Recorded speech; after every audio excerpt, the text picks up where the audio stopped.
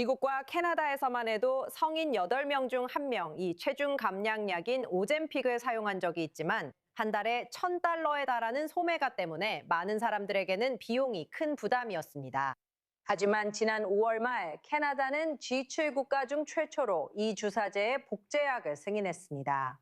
말씀드린 대로 이 주사제는 한 달에 한 번 투여되며 곧 약국에서 판매될 예정입니다. 지금 애틀랜타에서 저희와 함께 해주시는 분은 줄리안 카바나 박사님으로 에모리 대학교 의과대학 신경학과 조교수이자 CBC 라디오 캐나다의 의학 특파원이십니다.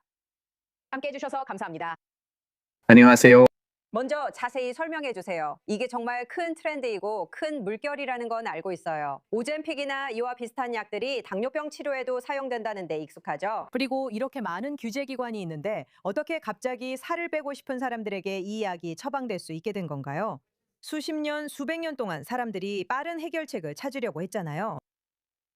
네, 그건 오젬픽이 당뇨병 약이 아니기 때문입니다. 이 약은 신경계에 작용해서 몸이 포만감, 만족감, 그리고 배고픔이나 음식에 대한 욕구를 느끼는 방식을 조절하는 놀라운 신경약입니다. 우리가 점점 더 많은 환자들에게 이 약을 처방하면서 발견하고 있는 것은 이 약이 실제로 뇌, 특히 보상 시스템에 다른 영향을 미친다는 점입니다. 그래서 사람들이 배고픔과 포만감, 그리고 체중 감량 능력을 훨씬 더 쉽게 조절할 수 있게 되기 때문에 체중 감량 효과가 나타나는 것이고, 이것이 당뇨병과도 직접적으로 연결되어 있습니다. 이 약이 당뇨병과 비만 환자에게 승인된 이유가 그것입니다. 앞으로 적응증이 더 확대될 가능성도 높습니다. 하지만 많은 사람들이 들어보지 못했던 이 약이 전 세계적으로 갑자기 유행하고 모두가 복용하는 것처럼 보이지만 실제 부작용은 잘 모릅니다. 제 말은 앞으로 어떤 일이 생길 수도 있고 특히 이 약을 꾸준히 복용해야 하기 때문에 더 그럴 수 있지 않을까요? 이 약을 꾸준히 복용해야 합니다.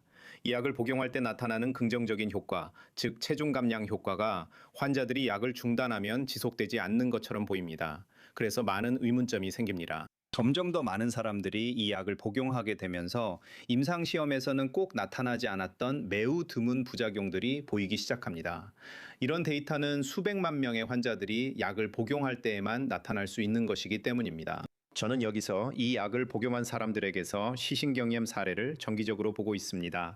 그리고 앞으로 우리가 더 많이 연구하게 될 것은 잠재적인 정신과적 부작용입니다. 보상 체계가 바뀌었을 때 누군가의 뇌에 일어나는 변화에 대해 말할 수 있는 것이 있습니다. 사람들이 술을 끊거나 도박 행동을 멈췄을 때 매우 긍정적인 부작용이 나타납니다. 하지만 때때로 우리는 사람들이 인생을 살아가면서 느끼는 어떤 동기들이 이런 약물들에 의해 변화될 수 있다는 것을 볼 수 있습니다. 지금까지 경험적 데이터이지만 더 잘 이해하려면 추가 연구가 필요합니다. 또한 말씀하신 것처럼 이것이 신경학적으로 작용한다는 사실에 대해 이야기하고 있는데 그렇다면 어떻게 또는 누구에게 이 약을 처방할지 결정하는 기준은 무엇인가요? 항우울제나 다른 종류의 약을 복용하는 많은 정신질환 환자들이 서로 약이 어떻게 영향을 미치는지 알고 있나요? 그리고 물론 모든 사람의 뇌 화학작용은 다르죠.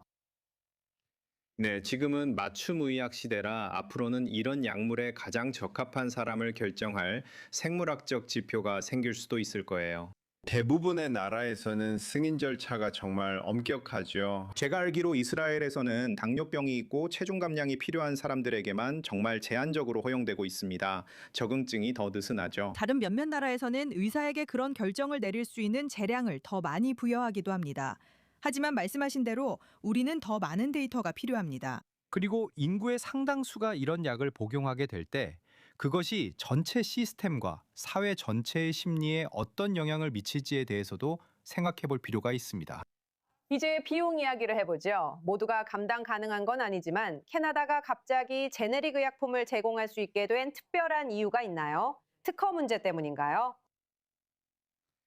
에밀리, 우리 모두 언젠가는 서류를 제때 제출하지 못하거나 수수료를 제때 내지 못한 적이 있잖아요. 그리고 캐나다에서 오젬픽을 만드는 제약회사가 캐나다에서 특허를 유지하기 위해 내야 하는 수수료를 깜빡하고 내지 않은 것 같아요.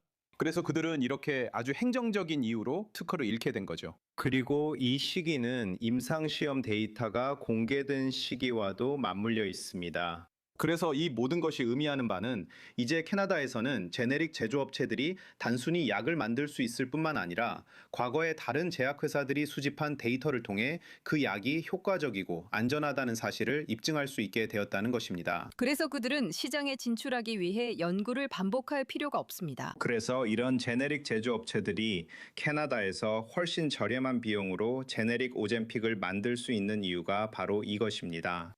하지만 이것은 시스템상 우연한 예외입니다.